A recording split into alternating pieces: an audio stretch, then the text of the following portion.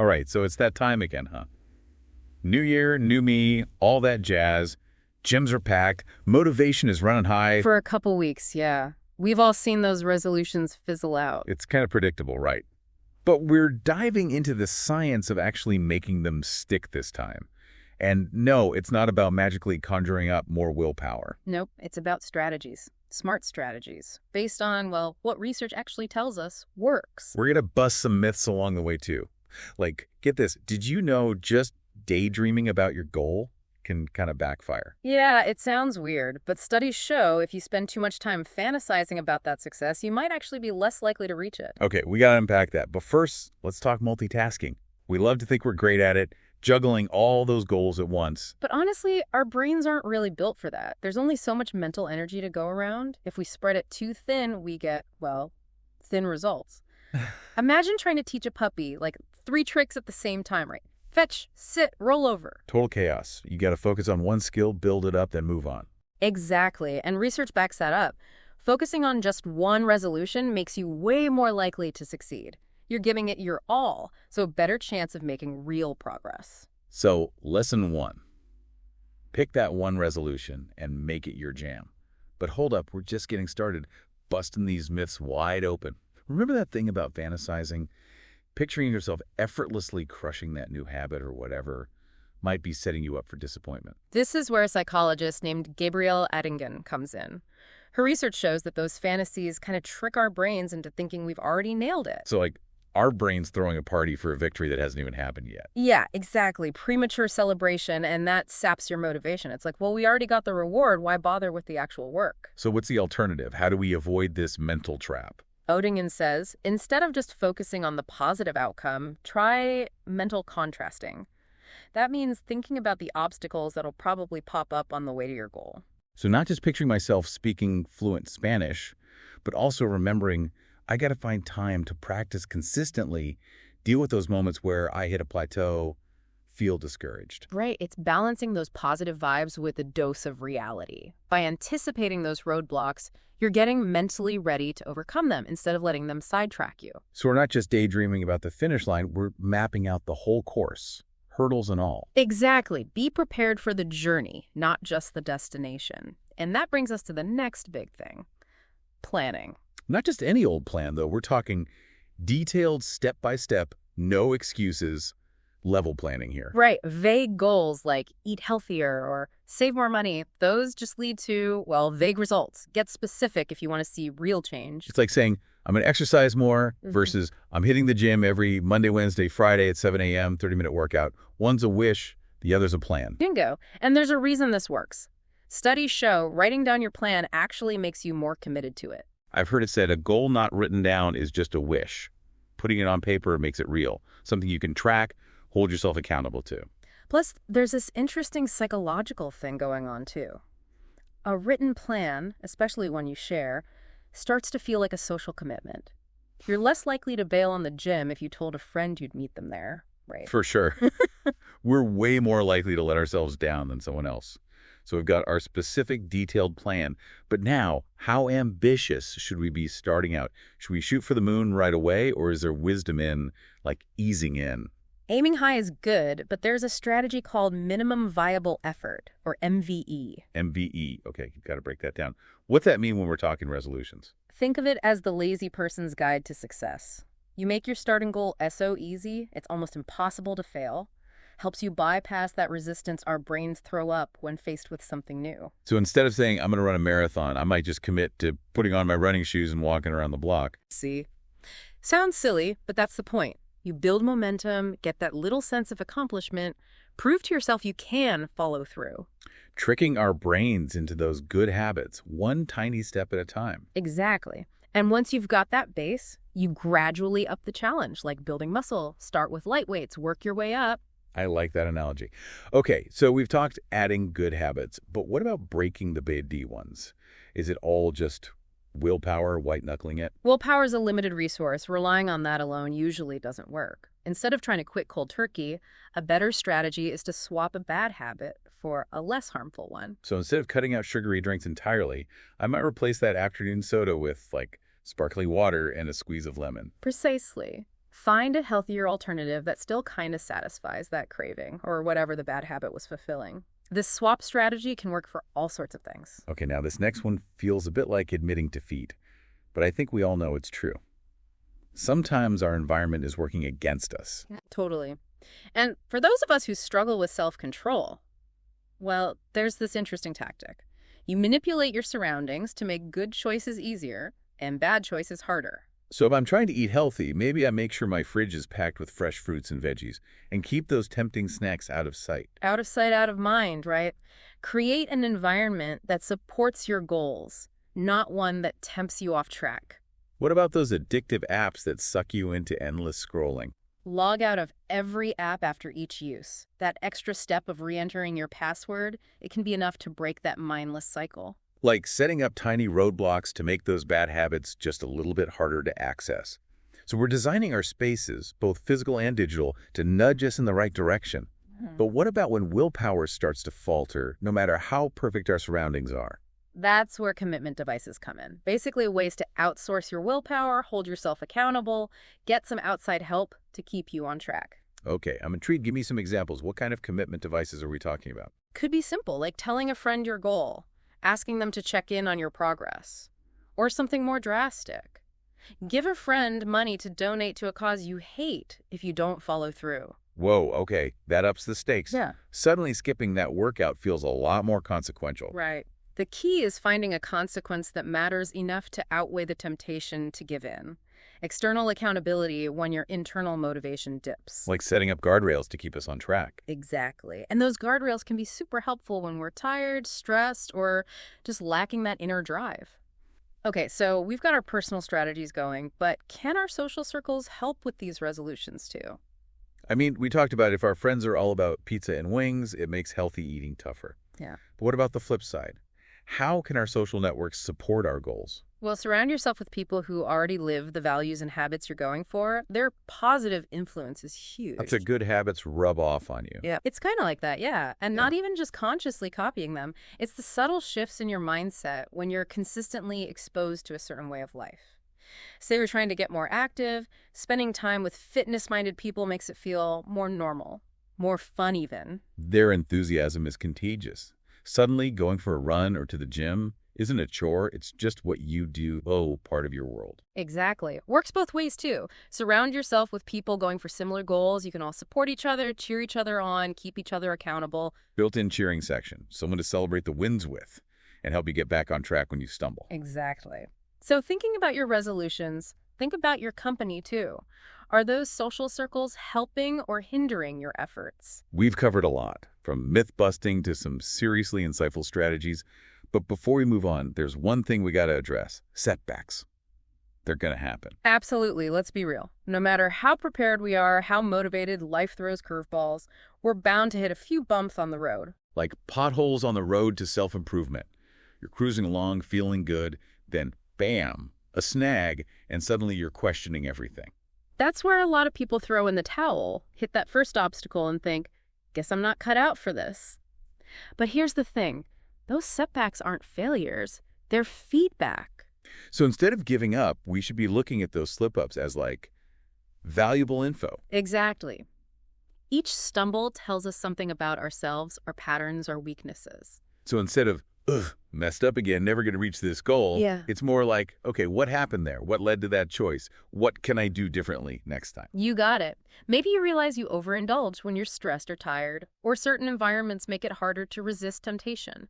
That awareness is gold when it comes to figuring out how to handle those situations better in the future. Turning those setbacks into learning experiences. Exactly. And another key part of this, self-compassion. How we talk to ourselves after a setback can make all the difference between giving up or getting back on track. Like we said before, you wouldn't berate a friend for slipping up, so why do we do it to ourselves? Right. That negative self-talk does a lot of damage. It chips away at your confidence, makes it harder to believe you can actually succeed. Instead, try to approach those slip-ups with kindness, the same way you'd treat a friend. So not, I'm such a failure, but more like, okay, not ideal, but I'm not going to dwell on it, learn from it, move on. Exactly. Acknowledge the mistake, but don't let it define you or your ability to reach your goal. So much of this comes down to mindset, how we frame these things, how we talk to ourselves about the process. Mindset is huge, and one of the most powerful shifts you can make is to focus on progress over perfection. So not aiming for 100% perfect 100% of the time, but recognizing that small, consistent steps over time add up to big results. Right, and celebrate those small wins along the way. Every healthy meal, every time you resist that tempting thing, every workout you stick to, acknowledge that effort. Give yourself credit. Those little wins are like building blocks, creating the foundation for lasting change. Exactly. And remember, change takes time. It's not a straight line. There will be ups and downs, progress, and setbacks. The key is to stay committed to the journey. Keep learning, keep adjusting, keep moving forward, one step at a time. We'll be back after a quick break to talk more about bouncing back from those setbacks and how to build that all-important resilience. Welcome back. So before the break, we were talking about how, those slip-ups, those setbacks, don't have to mean the end of your resolution. It's all about how you react to them, right? Right, and not beating ourselves up over a little misstep, but using it as a chance to learn and grow. But before we get into that, I want to go back to something we touched on earlier, the power of our social circles. Yeah, the influence of our peers. It's pretty crazy how much the people around us, our environment, can shape our choices, our behaviors. For sure. Like we talked about, if your friends are all about pizza and wings every night, sticking to those healthy eating resolutions is going to be way tougher. Yeah. But what about the opposite? How can we use our social networks to actually help us reach our goals? Well, first things first, surround yourself with people who already live by those values, those habits you're trying to build. Their positive influence can be like a game changer. So it's kind of like their good habits rub off on you, like osmosis. Yeah, kind of like that. And it's not even just about you consciously trying to copy what they do. It's more like being around them, seeing how they live. It subtly shifts your own mindset. Say you want to be more active. If your friends are all about fitness, it just becomes part of your world, feels more natural, you know? Right, their enthusiasm for it, it's contagious. Suddenly going for a run or hitting the gym isn't this chore, it's just what you do. Exactly. And this works both ways. When everyone's working towards similar goals, you've got this built-in support system, encouragement, accountability. Like having your own personal cheering section, there to celebrate the wins with and to help you get back on track when you stumble. Totally. So when you're thinking about those resolutions, think about who you're hanging out with too. Are those social circles pushing you forward or maybe holding you back without even realizing it? Okay, so we've got our support crew, but let's talk more about those commitment devices, something we touched on earlier.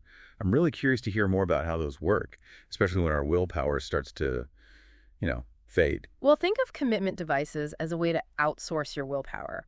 You create these external consequences to keep you accountable, even when your motivation takes a dip. I'm picturing like an actual device. Haha. But seriously, give me some real-world examples of what these look like. Sure. One classic one is the money jar. Say your resolution is to cut back on late-night snacking. Every time you cave, you put like $5 in a jar. End of the month, if you hit your goal, you keep the cash. Didn't make it. That money goes to a cause you can't stand. Ooh, that's a clever way to make those indulgences a little less tempting. Right. And the more you dislike the consequence, the more powerful the commitment device becomes. For some people, it might be about public shame, like make a deal with a friend. If you skip your workouts, they post that embarrassing karaoke video of you online. Okay, that's some serious motivation right there. Skipping the gym suddenly sounds a lot less appealing. See?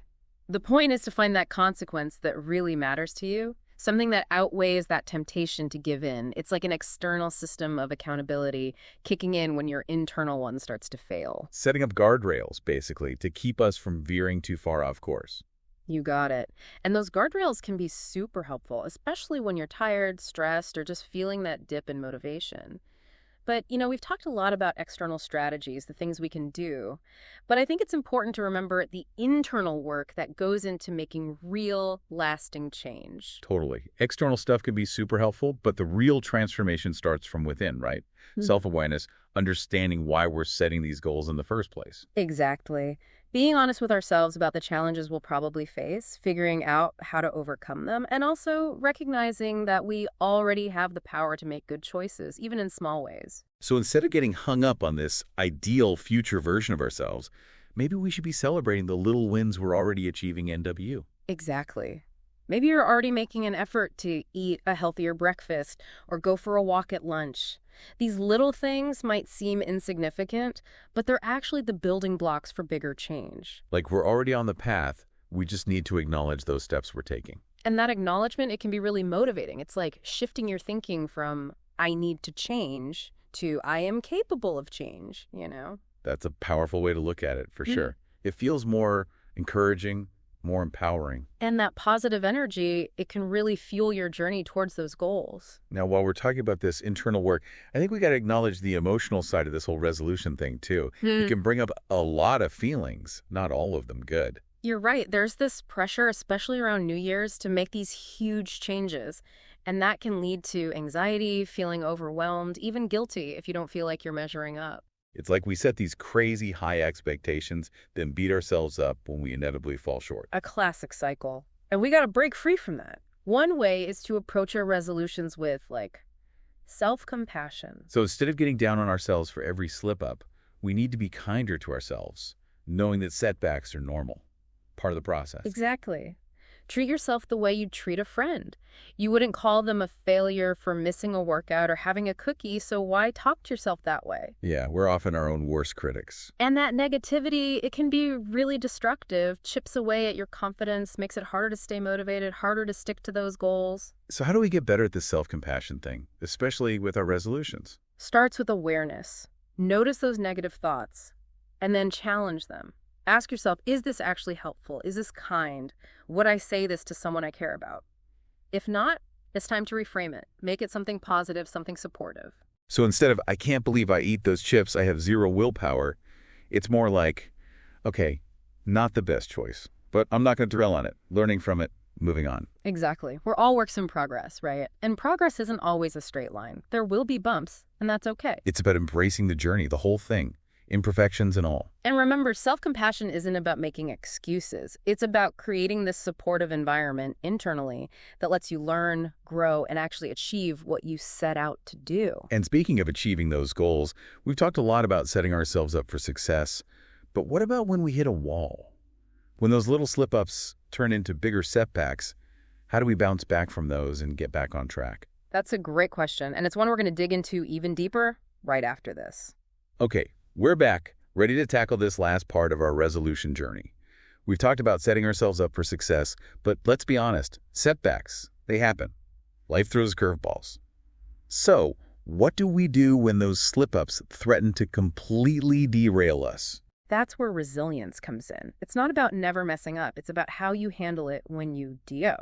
So not beating ourselves up for that extra slice of cake or missing a couple workouts. Exactly. You acknowledge it, but you don't let it define your whole progress. All that effort you put in, it doesn't just disappear because of one slip-up. Okay, so let's say I have a weak moment, overindulge a bit, miss a few days at the gym.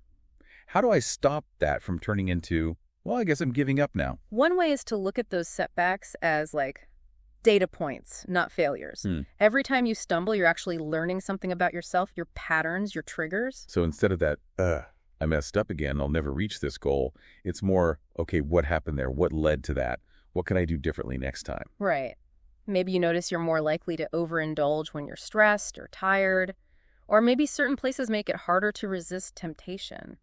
That awareness is key to figuring out how to handle those situations better in the future. So it's about turning those setbacks into learning experiences, refining our approach, making those resolutions more, sustainable in the long run. Exactly. And another big part of this is self-compassion.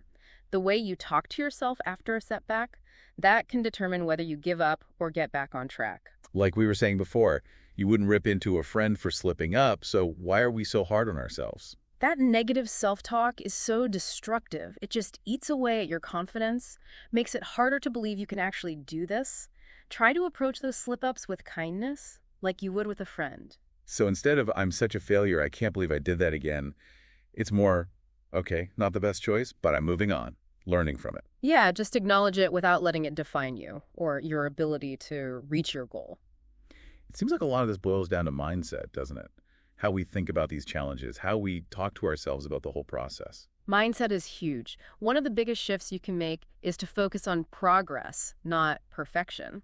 So not trying to be 100% perfect all the time, but recognizing that small steps, consistency over time, that's what leads to real change. Absolutely. And celebrate those small wins, too. Every time you make that healthy choice, resist that temptation, stick to your workout, acknowledge it, give yourself credit. Like those small wins are the building blocks, slowly but surely creating that foundation for lasting change. And remember, change takes time. It's not going to be a straight line. There will be ups, there will be downs, moments of progress, moments of setbacks.